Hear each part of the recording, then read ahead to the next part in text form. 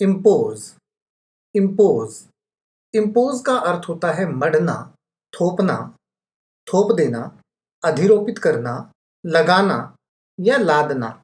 इसको इन सेंटेंसेस से और अच्छे से समझ लेते हैं।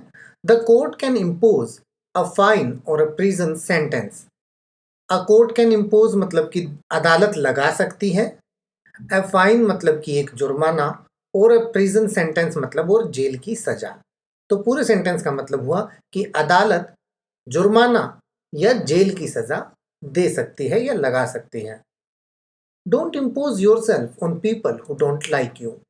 डोंट इम्पोज मतलब कि मत थोपो, योर सेल्फ मतलब अपने आप को, ऑन पीपल मतलब लोगों पर, हु डोंट लाइक यू मतलब कि जो आपको पसंद नहीं करते। तो पूरे सेंटेंस का मतलब हुआ कि अपने आप को उन लोगों पर मत थोपो जो आपको पसंद नहीं करते। चैनल पे और भी वीडियोस हैं जिन्हें आप जाके देख सकते हैं। लाइक, शेयर और सब्सक्राइब करना बिल्कुल मत भूलिएगा।